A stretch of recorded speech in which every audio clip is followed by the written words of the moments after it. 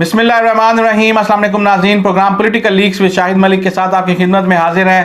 नाज़रीन, आज के इस प्रोग्राम में हम बात करेंगे वफाक में सियासी सूरत हाल के हवाले से जो तेज़ी से तब्दील हो रही है। आज से 2 दिन पहले अपोजिशन काफ़ी खुश नज़र आ रही थी, जबकि इमरान खान साहब काफ़ी घबराए हुए थे। लेकिन आज 48 घंटों के बाद इमरान खान साहब काफ़ी पुरइत्मीनान नज़र आ रहे हैं, जबकि अपोजिशन जो है वो घबराई नज़र आ रही है। तो आइए शाहिद साहब से जानते हैं कि इन 48 घंटों में ऐसा क्या हुआ कि आज जो पोजीशन है वो यकसर तब्दील हो गई है। जी अस्सलाम वालेकुम शाहिद साहब। जी वालेकुम अस्सलाम। शाहिद साहब, क्या कहेंगे, ऐसा क्या हुआ पिछले 48 घंटों में कि बाजी पलटी गई?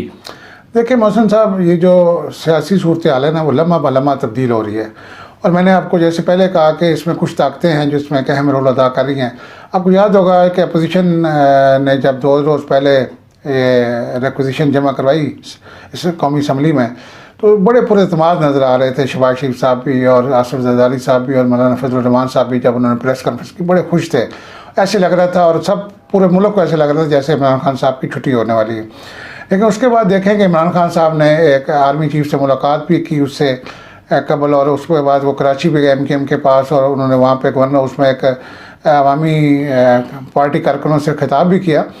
तो उनके पास जो कार्ड थे, मैंने जैसे पहले कहा, इमरान खान साहब के पास, इमरान खान साहब आखिरी बॉल तक खेलने के आदी हैं क्रिकेट मैच के अंदर, वो जल्द हार मानने वाले नहीं हैं। तो उन्होंने जो एक कानूनी नुक्ते और आइन के आर्टिकल की 63 की एक शिक है, जिसके तहत उन्होंने ये फैसला किया कि वो जिस दिन असम्बली का इजलास होगा नो कॉन्फिडेंस मोशन के लिए, उस दिन वो उनके जो MNAs हैं, जितने भी इत्तेहादी जमातें हैं और उनके अपने PTA के, वो असम्बली का बाइकआउट करेंगे, यानी उस दिन असम्बली में नहीं जाएंगे। अच्छा, अब होना ये था कि अगर असम्बली का जो सेशन होता है और उसमें अपोजिशन और हुकूमत दोनों बेंचों के पर लोग बैठे होते, तो ये जो खुफिया राय शुमारी होनी थी उसमें पता नहीं चलना था कि हुकूमत के किन किन लोगों ने अपोजिशन का साथ दिया और इमरान खान की हुकूमत को गिराने में अहम किरदार अदा किया। लिहाजा इमरान खान साहब के सियासी मुशीरों ने और जो उनके अटॉर्नी जनरल से एक मीटिंग हुई, उसके दौरान कुछ इस तरह का फैसला हुआ कि उन्होंने कहा कि हम असम्बली में नहीं जाएंगे उस दिन। अब जब वो मना करेंगे इमरान खान साहब अपनी जमात के MNAs को और इत्तेहादियों को, तो इस दौरान अपोजिशन को वो जो खुफिया एक हमायत हासिल थी 20-25 MNAs की, तो वो मजबूरन नहीं जा सकेंगे, क्योंकि अगर वो असम्बली में जाएंगे तो बेनकाब हो जाएंगे, वो सामने ज़ाहिर हो जाएंगे। और वो ज़ाहिर शायद नहीं होना चाहते, क्योंकि अगर वो ज़ाहिर होंगे तो आइन के आर्टिकल 63 के तहत उनके ऊपर फ्लोर क्रॉसिंग का कानून लागू होगा और वो नाअहल हो सकते हैं इलेक्शन कमीशन से। तो इस दौरान अगर पार्टी कायद जो है वो अपने अरकान के ख़िलाफ़ स्पीकर को लेटर लिख दे, तो उन अरकान को यानी अपनी सीट से हाथ धोना पड़ेगा। तो कोई भी ऐसा MNA नहीं, क्योंकि अभी 1.5 साल का अर्सा पड़ा है, कोई भी अपने हल्के में, उन्हें पता है कि अगर दोबारा इलेक्शन हुआ तो हो सकता है वो ये सीट लूज़ कर जाए, लिहाजा वो रिस्क नहीं लेंगे। और इसमें ऐसे में अपोजिशन अकेली जाके असम्बली में बैठेगी और उनके लिए मुश्किल होगा इमरान खान साहब की हुकूमत को गिराना। तो ये एक इमरान खान साहब के पास प्लस पॉइंट आया। शाहिद साहब, लोग तो इमरान खान साहब को कह रहे थे कि इनको सियासत नहीं आती, लेकिन उनकी ये चाल देखकर ऐसा लगता है कि वो सियासत के बहुत बड़े खिलाड़ी बन गए हैं। देखें, इमरान खान साहब जो है ना, एक सियासी ताकत बन के उभरे हैं आलमी सतह पे, और इस वक्त आलमी ताकतों को यही इमरान खान साहब से तकलीफ़ है कि वो किसी भी आलमी लीडर को लिफ्ट नहीं कराते। और अभी उन्होंने जो यूरोपीय यूनियन को मेलसी के जलसे में जिस तरीके से मैसेज दिया, जिस तरीके से उन्होंने अमेरिका को मैसेज दिया, जिस तरह उन्होंने रूस के दौरे के दौरान आलमी ताकतों को प्रेशर को रद्द किया। और अगर मैं आज एक हसन नसरुल्लाह साहब है, हिज़्बुल्लाह के वो सरबराह हैं, तो उन्होंने आज अपने खिताब में, मेरे पास वीडियो आई है, मैंने देखी है कि उन्होंने लुबनान की सूरत हाल पे वो गुफ्तगू कर रहे थे, तो उन्होंने कहा कि हमें वक्त आ गया। उन्होंने बड़ी, यानी वो कभी हसन नसरुल्लाह फालतू बात नहीं करते, बड़े मेच्योर और बड़ी अमेरिका को और ठोक के यूरोपियन जो ममालिक हैं उनको ठोक के जवाब देते हैं मगरबी ममालिक को। उन्होंने स्पेशली इमरान खान साहब का हवाला दिया कि जिस तरह इमरान खान साहब ने मगरब को इनकार किया और उनके सामने उनकी ग़ुलामी करने से इनकार किया, लुबनान को भी और हमें भी उस तरह करना चाहिए लुबनान की सूरत हाल पर। तो ये इमरान खान साहब को एक आलमी सतह पर एक लीडर बन के उभरे हैं। और रूस के प्रेसिडेंट, जो कि आम दीगर ममालिक के बहुत बड़े बड़े ममालिक के सरबराह जब मुलाकात के लिए रूस में गए उनके पास, तो उनको कोई ख़ास प्रोटोकॉल नहीं मिला, लेकिन इमरान खान साहब को बड़ा स्पेशल प्रोटोकॉल दिया गया रूस के दौरे के दौरान। तो इमरान खान साहब आलमी सतह के साथ साथ पाकिस्तान में भी एक बड़े ताकतवर लीडर बन के उभरे और बड़े दलेराना मौक़िफ़ अख्तियार करते हैं, बड़े बोल्ड स्टेटमेंट देते हैं। जिस तरह उन्होंने कल زرداری صاحب کو ٹارگٹ پہ رکھنے کی، اور وہ سارا کہ اے اللہ میں تیرا شکر ادا کرتا ہوں تو میری دعا قبول کر لی.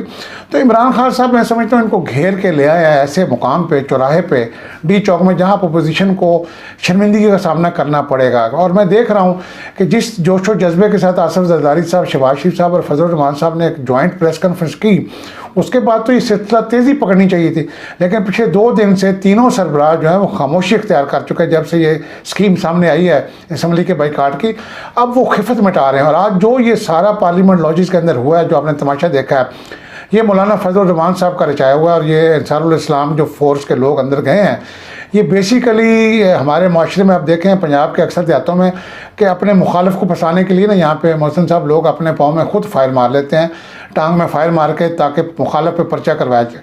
تو آج وہی سیاست کا عملی مظاہرہ کیا مولانا فضل الرحمان صاحب نے، تاکہ یہ تاثر دیا جائے پاکستانی عوام کو کہ ہم نے تو ریکوزیشن داخل کروائی تھی اور ہم نے عمران خان صاحب کی حکومت کو گرانا تھا، مگر انہوں نے پارلیمنٹ لاجز سے ہمارے ایم این ایز کو اغوا کر لیا اور جیلوں میں ڈال دیا اور یہ کر دیا اور وہ کر دیا، تاکہ وہ ان کے پاس ایک خفت مٹانے کے لیے ایک وجہ آ جائے اور عوام سمجھے کہ نہیں شاید عمران خان نے کوئی ظلم کیا. حالانکہ ایسی کوئی سچویشن نہیں تھی، کوئی ایسا، یہ سب کچھ سیلف کریٹڈ تھا جو پارلیمنٹ لاجز میں. اور فوراً مولانا فضل الرحمان صاحب وہاں پہنچ گئے، خواجہ آصف صاحب پہنچ گئے، عباسی صاحب پہنچ گئے، تو یہ جو ہے نا یا صادق صاحب پہنچ گئے. یہ سب پری پلان تھا. میں سمجھتا ہوں عمران خان صاحب اس وقت فرنٹ فٹ پہ کھیل رہے ہیں اور اپوزیشن کو شدید یعنی اس وقت شکست کا خطرہ ہے. نو کانفیڈنس وہ اب جمع کروا بیٹھے ہیں، اب واپس لیتے ہیں تو مرتے ہیں، اور اگر شکست ہوتی ہے تو تب بھی مرتے ہیں. تو یہ ایک وہ چھپکلی ہے، نہ وہ ان سے نگلی جائے گی اور نہ ہی ان کے گلے میں پھنس گئی، نہ وہ باہر پھینک سکتے ہیں. مجھے لگتا ہے کہ عمران خان صاحب نے اس میں ان پہ سیاسی برتری حاصل کر لی ہے، اور اپوزیشن کو اس جو ناکامی، اس تحریک کی ناکامی کی صورت میں اپوزیشن کا گراف بہت نیچے آ جائے گا. اور ایسا ایک اور پوائنٹ جس کے اوپر مولانا فضل الرحمان جو کہ عالم دین بھی ہیں، ان کے اوپر اور آصف زرداری کے اوپر بہت تنقید ہو رہی ہے کہ اس پریس کانفرنس کے دوران آصف زرداری نے بسم اللہ الرحمن الرحیم بھی ٹھیک سے نہیں پڑھا، صرف بسم اللہ الرحیم پڑھ لیا، اور اس کے بعد ساتھ ہی مولانا فضل الرحمان بیٹھے تھے، انہوں نے بھی ان کو کریکٹ نہیں کروایا، جبکہ وہ عالم دین ہے. تو اس کے اوپر بھی عوام میں جو ہے وہ بڑا غصہ پایا جا رہا ہے کہ ہمارے لیڈران ایسے ہیں کہ انہیں بسم اللہ بھی پڑھنی نہیں آتی. دیکھیں محسن صاحب، یہ ہماری بہت بڑی بدقسمتی ہے کہ ہم، یہ پاکستان جو ہے ایک اسلامی ملک ہے اور ہمارا جو کیپٹل ہے اس کا نام ہی اسلام آباد ہے، یعنی اسلام کا مرکز ہے. لیکن آپ دیکھیں کہ اللہ تعالیٰ خالق رحمت کرے، مرحوم رحمان ملک صاحب جو سابق وزیر داخلہ تھے زرداری صاحب کے پیپلز پارٹی کے دور میں، ان کو بھی قل هو اللہ احد جو ہے سورۃ الاخلاص نہیں آتی تھی، اور اعتزاز احسن صاحب کو بھی نہیں آتی تھی. اور جیسے کل پریس کانفرنس کا پرسوں ذکر کر رہے ہیں بسم اللہ، آج بڑا ایک دلچسپ مجھے کسی نے شیئر کیا، مولانا فضل الرحمان صاحب، کیونکہ وہ عالم دین ہے اور اسلام کے نام پہ اسلام آباد میں سیاست کرتے ہیں، تو وہ ایک بڑے دلچسپ پوسٹ تھی کہ مولانا فضل الرحمان صاحب چونکہ عالم دین ہے، ان کو تو عوام تک اللہ اور اللہ کے رسول کا پیغام پہنچانا چاہیے. لیکن یہ کیسے عالم ہے کہ یہ اللہ اور رسول کا پیغام پہنچانے کے بجائے آصف زرداری کو شہباز شریف کا پیغام پہنچاتے ہیں، شہباز شریف صاحب کو آصف زرداری کا پیغام پہنچاتے ہیں، اور عوام کو ان دونوں کا پیغام پہنچاتے ہیں.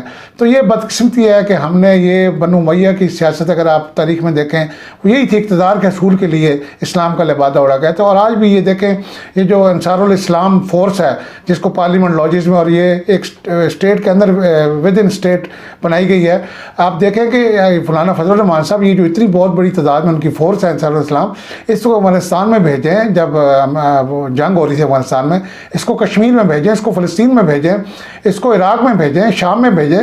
لیکن یہ فورس صرف انہوں نے اپنے سیاسی تحفظ کے لیے بنائی ہوئی ہے، اس کا اسلام سے دور دور کا کوئی تعلق نہیں ہے، صرف اسلام آباد پر قبضہ کرنے کے لیے فورس ہے.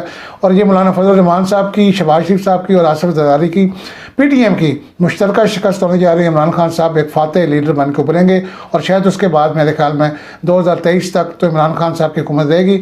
مجھے 2028 تک بھی وہ ان کی نظر آ رہی ہے، جس طرح انہوں نے کل خود کہا.